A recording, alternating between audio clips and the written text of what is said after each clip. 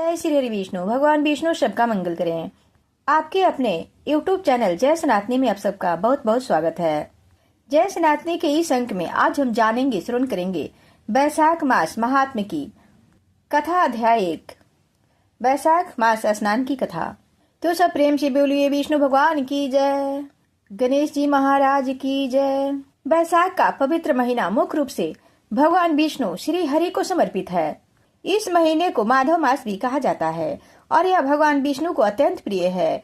इस दौरान भगवान विष्णु के नर नारायण, नरसिंह और परशुराम जैसे अवतारों की पूजा करने का विशेष महत्व है। वैशाख का महीना भगवान विष्णु की आराधना, जप और तप के लिए समर्पित है। वैशाख का महीना आध्यात्मिक दृष्टि से बहुत ही शुभ और पुण्यदायी माना जाता है। वैशाख मास महात्म्य के प्रथम अध्याय में नारद ब्रह्मा संवाद के माध्यम से वैशाख माह को विष्णु भगवान को अत्यंत प्रिय, पाप नाशक और मोक्ष प्रदाता बताया गया है।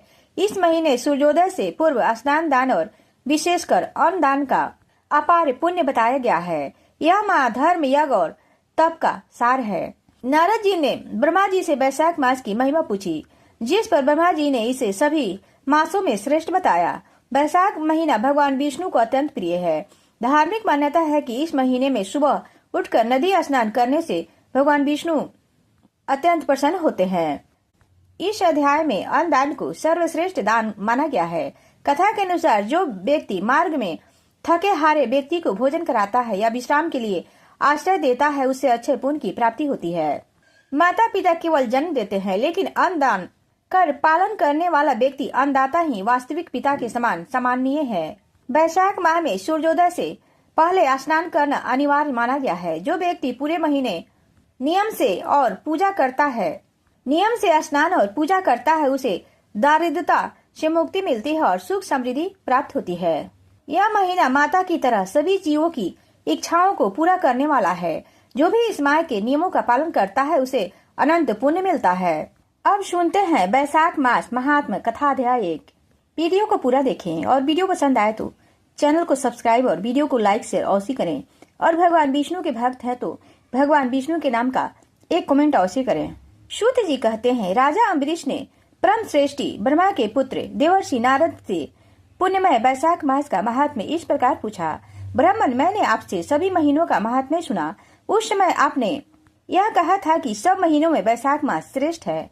भगवान नारायण, नर श्रेष्ठ, नर देवी सरस्वती तथा महर्षि वेद व्यास को नमस्कार करके भगवान की विजय कथा से परिपूर्ण इतिहास, पुराण आदि का पाठ करना चाहिए।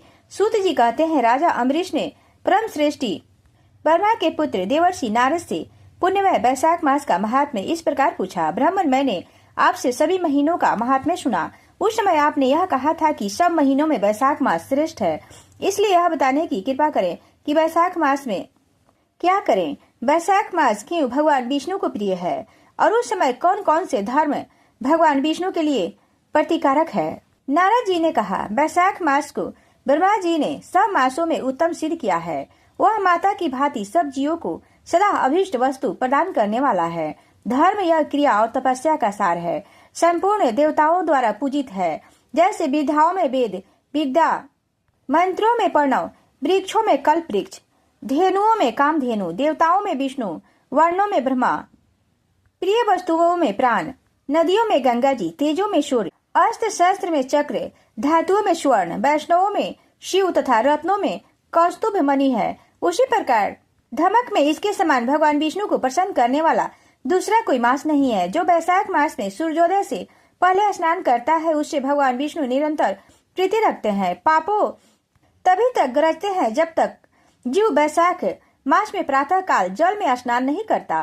राजन, वैशाख के महीने में सब तीर्थ आदि देवता तीर्थ के अतिरिक्त बाहर के जल में भी सदा स्थिर रहते हैं। भगवान विष्णु की आज्ञा से मनुष्यों का कल्याण करने के लिए वे सूर्योदय से लेकर 6 दंड के भीतर यहाँ तक मौजूद रहते हैं। वैशाख मास के समान कोई मास नहीं है। सतयुग के समान कोई युग नहीं है। वेद के समान कोई शास्त्र नहीं है और गंगा जी के समान कोई तीर्थ नहीं है। जल के समान दान नहीं है। खेती के समान धन नहीं है और जीव से बढ़कर कोई लाभ नहीं है। उपवास के समान कोई तप नहीं है। दान से बढ़कर कोई सुख नहीं है। दया के समान धर्म नहीं है। धर्म के समान मित्र नहीं है। सत्य के समान यश नहीं है। आरोग्य के समान उन्नति नहीं है। भगवान विष्णु से बढ़कर कोई रक्षक नहीं है और वैशाख मास के समान कोई संसार में कोई पवित्र मास नहीं है, ऐसा विद्वान पुरुषों का मत है। वैशाख श्रेष्ठ मास है। शेष साई भगवान विष्णु को सदा प्रिय है। सब दानों से जो पुण्य होता है, सब तीर्थों में जो फल होता है, उसी को वैशाख मास में मनुष्य केवल जल दान करके प्राप्त कर लेता है। जो जल दान में असमर्थ है, ऐसे ईश्वर की अभिलाषा रखने वाले पुरुष को उचित है कि वह दूसरे को प्रबोध करे, दूसरे को जल दान का महत्व समझावे। यह सब दानों से बढ़कर हितकारी है। जो मनुष्य वैशाख में सड़क पर यात्रियों के लिए प्याऊ लगवाता है, वह विष्णु लोक में प्रतिष्ठित होता है। निरुपश्रेष्ठ प्रपदान घोंसला या प्याऊ देवताओं, पितरों तथा ऋषियों को अत्यंत प्रीति देने वाला है। जिसने प्याऊ लगाकर रास्ते के थके मांदे मनुष्यों को संतुष्ट किया है, उसने ब्रह्मा विष्णु और शिव आदि देवताओं को संतुष्ट कर लिया है। राजन, वैशाख मास में जल की इच्छा रखने वाले को जल, छाया चाहने वाले को छाता और पंखे की इच्छा रखने वाले को पंखा देना चाहिए। राजेंद्र, जो प्यास से पीड़ित महात्मा पुरुष के लिए शीतल जल प्रदान करता है, वह उतने ही मात्र से 10,000 राजसूय यज्ञों का फल प्राप्त कर लेता है। धूप और परिश्रम से पीड़ित ब्राह्मण को जो पंखा डुलाकर हवा करता है, वह उतने ही मात्र से निष्पाप होकर भगवान का पार्षद हो जाता है। जो मार्ग से थके हुए श्रेष्ठ द्विज को वस्त्र से हवा करता है, वह उतने से ही मुक्त हो भगवान विष्णु का सायुज्य प्राप्त कर लेता है। जो शुद्ध चित्त से ताड़ का पंखा देता है, वह सब पापों का नाश करके ब्रह्मलोक को जाता है। जो विष्णु प्रिय वैशाख मास में पादुका का दान करता है, वह यमदूतों का तिरस्कार करके विष्णु लोक को मिल जाता है। जो मार्ग में अनाथों को ठहरने के लिए विश्रामशाला बनवाता है, उसके पुण्य फल का वर्णन नहीं किया जा सकता। मध्याह्न में आए हुए ब्राह्मण, अतिथि आदि को यदि कोई भोजन दे तो उसके फल का अंत नहीं है। राजन, अन्न दान मनुष्य को तत्काल तृप्त करने वाला है, इसलिए संसार में अन्न के समान कोई दान नहीं है। जो मनुष्य मार्ग के थके हुए ब्राह्मण के लिए आश्रय देता है, उसके पुण्य फल का वर्णन किया नहीं जा सकता। भूपाल, जो अन्न दाता है, वह माता पिता आदि का भी विस्मरण करा देता है। इसलिए तीनों लोकों के निवासी अन्न दान की ही प्रशंसा करते हैं।